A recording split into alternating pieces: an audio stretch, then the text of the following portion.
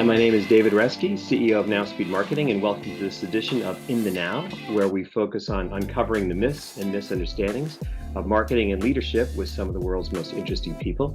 And my guest today is Alan Berrey. Alan is a CEO coach with Vistage and the former president and CEO of Scratch Wireless, where he built a freemium mobile offering. Alan, welcome to the show. Thank you, David. It's nice to be with you. I appreciate the invitation. So cellular and text messaging, man, that feels like that market has changed so much. How did you keep up with that changing market over all that time? Oh, it was quite a ride. I actually got into it in the 1990s, believe it or not. My company was acquired by a platform that provided text messaging throughout the world, and I got an exposure to it, embraced it, and started providing services. And we've done a number of them. It's been quite a ride. Thank you. Well, that's exciting. And now you're a CEO coach with Vistage. That's exciting too. So you kind of transition from operating your own company to now coaching other CEOs. How does that feel? It's great. Actually, I was a member of Vistage when I was a CEO 10 years ago.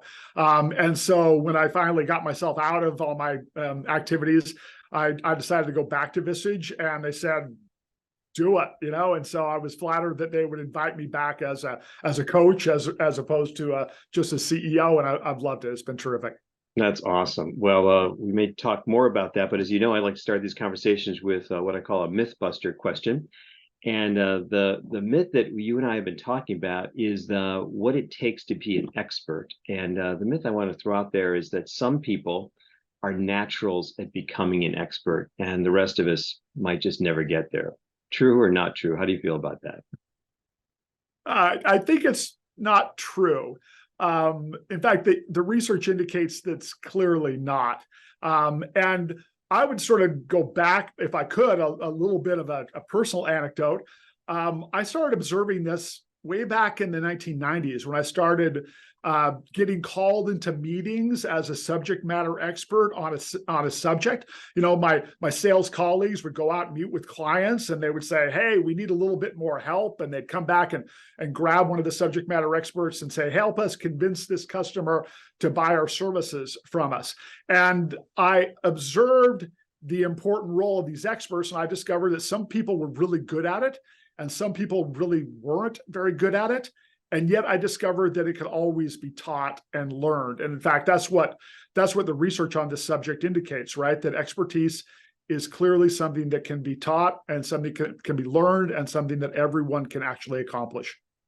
So is the problem that we're just not, let's talk about companies for a second, building experts. So is the problem that we're just not teaching it well enough? We kind of assume we're going to hire somebody, give them, a week of onboarding, and then they're off and running, and we're just not teaching it? Or is the problem that they're not taking the initiative to learn it themselves, that they're not, self-directed, they're not kind of self-taught, they're not kind of driving it on their own? Where is the challenge in that? Well, I'd say it's in a couple of different forms, right? One is clearly, if an individual doesn't want to become a master in a field, they simply never will be, right? So that you kind of put your finger on that, right? If people aren't driven to become masters, if people aren't driven at producing the top results in their industry, in their field, whether it be performing arts or sales, right? They're not going to accomplish that. But I do think that businesses are really not serving their employees by not teaching them the fundamentals of what experts really can deliver and should deliver, right? We typically look at division of labor in our companies as a form of efficiency, right? I break up tasks, whether I'm in manufacturing or any other operation, by sort of task-oriented things.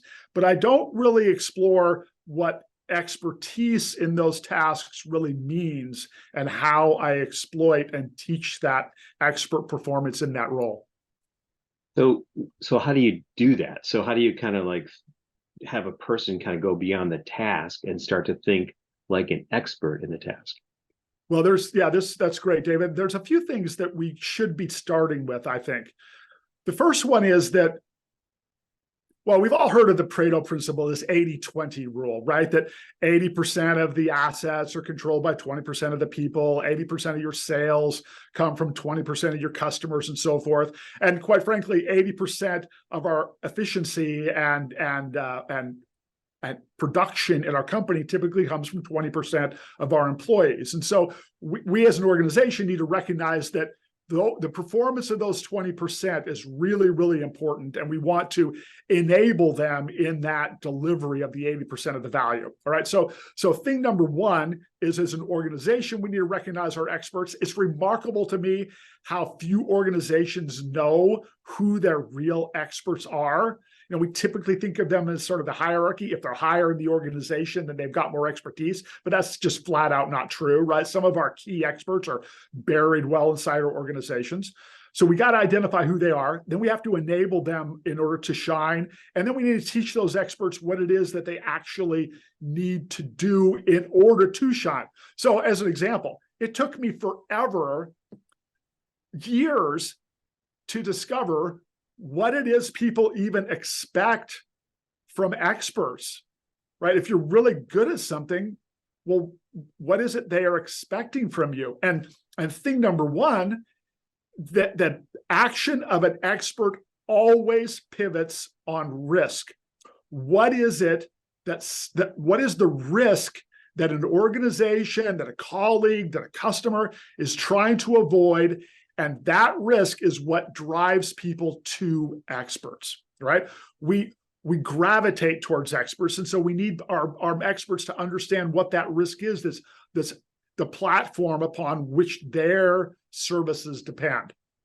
Wow, you said a bunch of powerful things there. I just want to dig into a couple of those ideas a little bit more. So one of those is identifying the experts and enabling them and teaching them, right? So it strikes me that, we talk about, it's so funny, we talk about the human resources department in a company, and it feels like that's not even on their radar screen to manage and develop human resources. But that's maybe that's another subject. Yeah, but sure. As leaders, as CEOs, as leaders in the company, you want to develop leaders who are doing that, right? That is almost the definition or a core function of leadership, is identifying those core people, developing them, enabling them, teaching them, leading them, helping to be more effective. How do you kind of build that mindset into a company so that they're thinking that way about core people, rather than, I feel like maybe this is a little old school, and maybe I'm old, so I think old school, is that we're using people for what they've got. We just hire people, and if they're smart, we kind of use them. If they're not smart enough, we find another person who's smart enough, and we keep trading till we get something that can just do the job. How do we get that mindset to identify, enable, teach, kind of build those people? Yeah, there's a couple of things that immediately come to mind on that, David. One is, I think that the value of our experts really needs to be explored a little bit more than it is, right? We, as you said at the very beginning, we typically leave this to chance. I was shocked, as an anecdote, that I was talking to a subject matter expert at a very large, one of the largest software development companies on the planet. He was hired for his banking expertise because the software company needed financial expertise, not so much software expertise, they needed financial expertise. And he was brought in and he was told, study our product, follow our other experts, and maybe a year from now, we'll allow you to talk to a customer. That was just a really remarkable sort of revelation to me, that they're really kind of, they see the value, they recognize the value, but they don't really know how to exploit it or really deliver the value of expertise to their customers, right? So the first thing I think we have to do is recognize the value that your experts are actually delivering. And the second one is to just give them some of those kernels about how they can really exploit that expertise. There was an organization I was talking with who really got an idea on this. And they decided to move expertise from that center of the core of the company, that development and operations side. And they said, we need to demonstrate our expertise more readily to our customers. And over the course of the next 4 years, they quadrupled their sales. And the director of this operation, they moved it from a $800 million business to a $4 billion business. And the leader actually attributed that to me by saying, we put our expertise on display. We moved it towards the customers. And when the customers saw it, they valued it. Wow, that is so powerful. You mentioned that experts can have a huge impact, but can we measure the impact of experts? It's so funny. I have 4 children, and one of them's still in college. The other ones are older. But when you're in school, your expertise is always being measured. We got to grow up, from our first math test in second grade. We're being measured. We're being evaluated, and the teachers can tell who's putting the effort in, who's not, who's studying for the test, who's not, who's listening in class, who's not, all the way through. And then when we get to our jobs, we're not measured in the same way. We're not taking tests often. The test maybe is in the annual performance review, which is very imperfect and different for different companies and different individuals. But we're not tested in the same way, and the impact we're having is not really measured in the same way. Are there any solutions to that? Should companies be testing? Should they be measuring the impact in order to figure out where the experts really are? Yeah, there's an hour lecture in an answer to that question, David. So let me try to respond to that in a logical order. So first, we are actually being measured. We just don't know we are, right? You're measuring me. The audience that is going to hear this is measuring us. They're actually assessing an expert or a lack of expertise regularly. We do this. We pass judgment all the times, right? So our people are actually being measured. They're not being measured by HR necessarily. They're not being given a grade necessarily, but we are actually measuring them. And that's where some of this haphazard nature of the impact of a subject matter expert really kind of falls off the cliff, right? People being measured, they don't know why, they don't know when. I remember I went to a sales meeting one time where a software developer had an opportunity to sell their product and service to a large client. It was a one-time shot. They flew 6 people out to meet with the client. They had a meeting with the chief technology officer. They knew they had one shot, and it became a grilling, right? The CTO was hammering this supplier of software, and pretty soon it became clear it was this expert against this CTO, and if the expert could prevail, they might have a shot at the sales. And he didn't prevail. He lost, right? The CTO walked out of the room. The measurement was not up to his standard, right? And the supplier was turned away, right? So we get measured all the time. What people don't know is how they're being measured. And it really just comes down to the 3 areas of expertise that people always measure experts every single time. And it's our knowledge. Do we have a mastery of the domain? It's the skill. Do we have the ability to do something that other people cannot do? And then do we deliver with an attitude? Is our attitude commensurate with our expertise? Knowledge, skill, and attitude. That's the way we're always measured as experts. That's the way people look at us. And that's the way we find fakers as well. So there's a lot to the measurement metrics.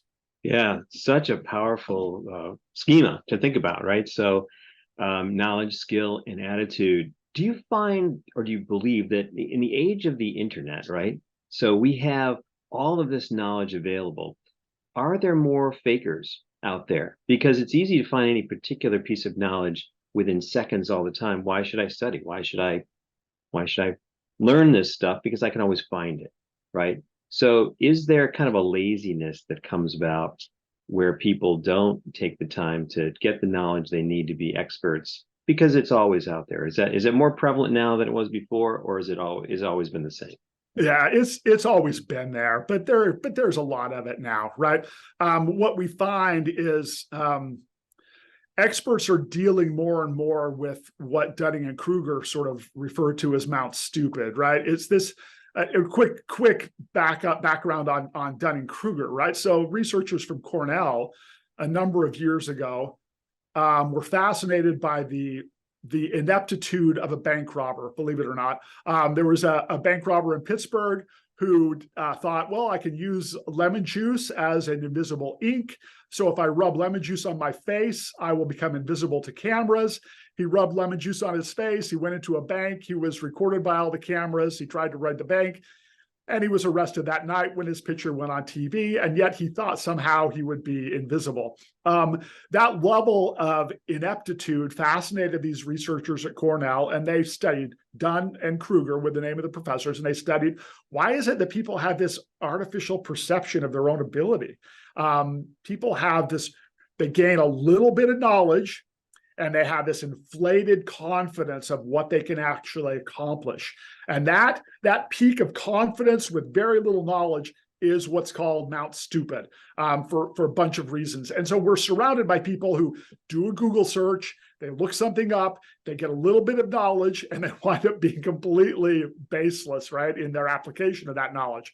And that happens a lot. And it's really difficult for real experts and others to deal with, right? Somebody gains a little bit of knowledge and they become confident, reassured, and it's a common phenomenon. It's always been there. Dunning-Kruger's been around for decades, but I'd say it's probably pronounced right now with the availability of scant information.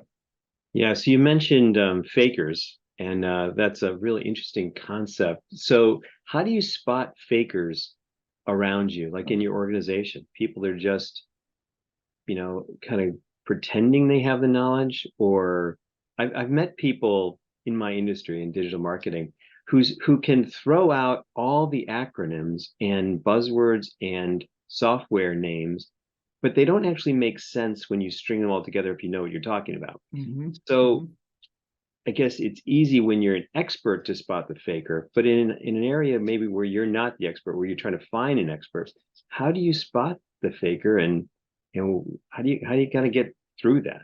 That's an elusive question, David. And quite honestly, it's something I've read quite a bit of research on, and there's not an easy answer to that. So I'll just start by saying the problem that you identify there is real, and it's difficult to navigate, because it is easy for people. Look, we depend upon confidence. That's the way we interact. If someone has more information on something and they're trying to convince someone else, then the way they convey this additional information they have or skill they have is through confidence. That's how we actually convince each other in regular behavior. Even if I'm not a faker, if I'm a real legitimate expert on something, the way I try to convince you is through increased confidence. And people respond to that confidence. So it's a natural phenomenon that they're tapping into this confidence item, right? But then we have to have the ability to measure them on the skill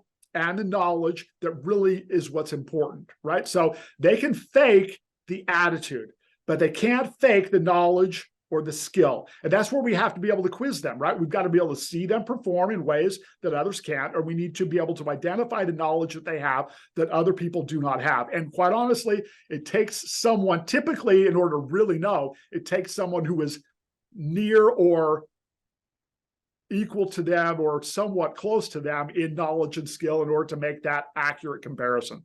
Yeah, that's so important, because you really want to work with people that you trust. Let's talk a little bit about how to develop as an expert, how to become an expert. And you shared some interesting stats with me earlier about people in the arts that I found was interesting. Violin players, chess players. And is there anything we can learn about what it takes to become an expert in those areas or other areas of the arts or sports? Because we love to see our heroes in those areas as experts, and you can't really fake being a expert violinist or a world-class chess player, right? You can't fake it. So is there anything we can learn about how those people become experts that might help us become better experts? Yeah. The full answer to that is what the researchers refer to, David, as deliberate practice. Not just practicing something, but practicing something in a very deliberate and structured manner, right? So just a couple of key elements of deliberate practice. And there are books written on this subject of deliberate practice. Probably the father of deliberate practice is a man by the name of Anders Ericsson. Anders passed away a few years ago, sadly, but he's the father and probably the person who coined the phrase of deliberate practice. But deliberate practice basically says that you can develop the skills and be a master in a domain, whether it be playing the violin or playing chess or any other performance, by following a handful of principles that always apply. And that is, some of them, for example, is we need to learn from people who have already gone down the path before. So find someone who is a master and allow them to help you teach. Identify those things where you're weak and then hone in and practice those things specifically, right? So a chess player isn't going to just play chess randomly over and over again. They're going to hone in on the areas where they're weak. Maybe tennis is the best analogy for that, right? If your backhand is weak, your opponent is going to take advantage of that. And so you need to fix your backhand. And so you practice that over and over again, right? So honing in on those specific areas. And then making sure that when you do practice, you're getting feedback, right? You've got to be practicing in a way that you're getting feedback and you're knowing whether you're improving or not, right? So those are just a few of the principles of deliberate practice, but there's once again, there's books written on the subject. Yeah, really powerful ideas. Quick personal story. When I was in college, I decided that I wanted to play the guitar because it was fun. And so I learned like 5 chords and I played a long time. I probably played the guitar like 5 years, but I never really got beyond my 5 chords, and I could play like lots of silly, basic fun songs. And I had a blast doing it. It was very pleasurable, but I never took the time to do what you said, which was get around experts, get real feedback, get training, and then get better at it to put it in. So there's a big difference between practice and deliberate practice. That's absolutely. Yeah. Absolutely. No, that you're absolutely right. Many of us do that professionally, right? We get comfortable with where we are. We gain a proficiency with the 5 chords that are necessary for me to play this tune or do this job. And we don't push to the level of real expertise or mastery of a domain. Yeah. So let's take that analogy into the business world, whether you're an expert in whatever field you are. So how do we kind of take our people who may have been, maybe they're doing the 5 chord job for 20 years, and they're kind of in it, they're good at it, pretty happy with it. How do we take them or challenge them or kind of get them to that next level of expertise? Yeah. And I think it really comes down to pushing them beyond their comfort, right? We have to be willing to go beyond what's comfortable for us, and we need to be able to take the feedback to improve in those areas, right? You ask a question about performance reviews, for example, right? And it just doesn't serve anyone to say, you're kind of missing David in this area or that area without then giving them an opportunity to learn in those areas, perform in those areas, maybe even fail multiple times in those areas in order to get better at it, right? It is a two-way street. If you don't want to become a master in an area, you never will be. But if you want to be, and you surround yourself with people who are willing to help you, and there's a lot of people out there who will, you can definitely get there. You can really grow in that area. I want to also, before we run out of time, focus a little bit about the concept of risk that you mentioned. So you talked about experts can often make a big difference in risk, or they help in take the risk out of a situation. How do experts and risk kind of relate to each other? Oh, experts exist because of risk. If we didn't have any risk, then we would never seek an expert, right? If you weren't worried about your cardiovascular problem, you wouldn't seek an expert in that area. If you didn't worry about the sales that has to be closed, you wouldn't seek the experts in your organization to help.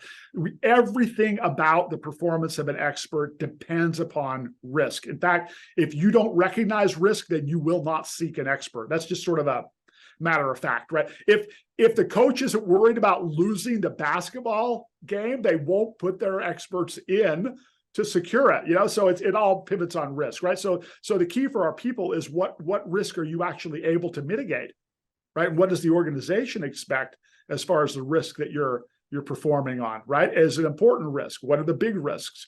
What risks are a deflection or a distraction, to your performance, right? So I think everything about an expert pivots on risk. And few experts even know what risks they're really there to mitigate.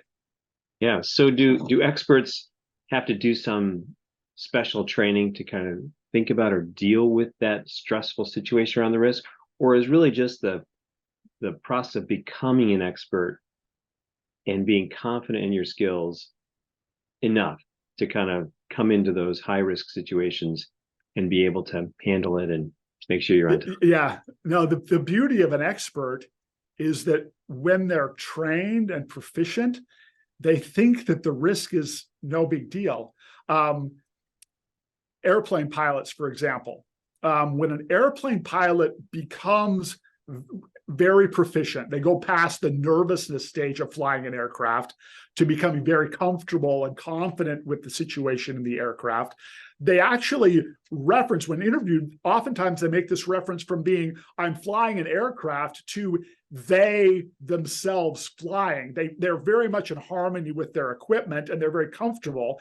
And then they can take on more and more unexpected circumstances naturally, right? So that's what we want our experts to be, is confident enough in their skill and in their knowledge that these things that are unexpected are handled naturally, right? And that's one of the marks, quite frankly, of true expertise, is the ability to go beyond, the standard operation, but handling all exceptions with grace and power. Yeah, and that's really what we need experts to do. You transitioned to becoming a CEO coach with Vistage, and coming alongside leaders and organizations and helping them. How do you use this deep expertise you have about developing experts in your coaching work with CEOs? Yeah, I've really enjoyed my time with CEOs, right? It's a big challenge to run an organization. It's really hard. And, I think our CEOs deserve more praise than they typically get, right? I share my ideas about expertise with them regularly, but it's one of many points that they need help with, as you know and fully appreciate, right? I love this subject. It's dear to me, and I hope it comes across. I know it does to them, and it does to others often as well. But I share it as much as it's appropriate. But I know that CEOs deal with a lot more than just this subject alone. Yeah, but I'm sure it's helpful to them as you're an expert in developing experts. I see a book on the shelf behind you. Is that? Can you tell us a little bit about your book? Yeah, no. So that's the accumulation of 20 years of observations in my journals of observing experts and what makes them do well and what doesn't. Some of the great things I've seen and some of the disasters I've seen as well. And it's called Beyond Expertise: How Trust, Vision, and Delivery Will Transform Your Relationship with Customers and Colleagues. It's been out for a couple of years right now. It represents some of my thoughts around this knowledge, skill, and attitude idea. That's awesome. And I'm definitely going to check it out. Well, then, Alan, this has been a really powerful conversation. Thanks for joining. If people want to learn more about you or connect with your CEO coaching work, how would they do that? Yeah, you can find me on LinkedIn or at expertdig.com. That's great. Well, thanks again, Alan. I really appreciate you taking the time, and great conversation. Thank you, David. It's a pleasure.